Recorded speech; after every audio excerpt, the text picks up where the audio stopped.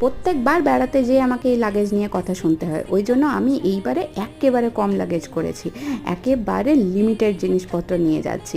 কারণ এইবারে যেখানে যাচ্ছি সেখানে কিন্তু আমার এক দুটো জামা কাপড় হলেই আমার চলে যাবে, কারণ ওখানে জামা কাপড় পরে কোথাও বেড়াতে যাওয়ার কোনো সিন নেই, শুধু সমুদ্র দেখো আর রুমে বসে থাকো, এটাই আমার কাজ। আর বর্ষাকাল বলে চারিদিকটা পুরো সবুজে একদম ঘেরা হয়েছিল। দেখো কথা বলতে বলতে পৌঁছেই গেলাম আমরা পুরী স্টেশনে।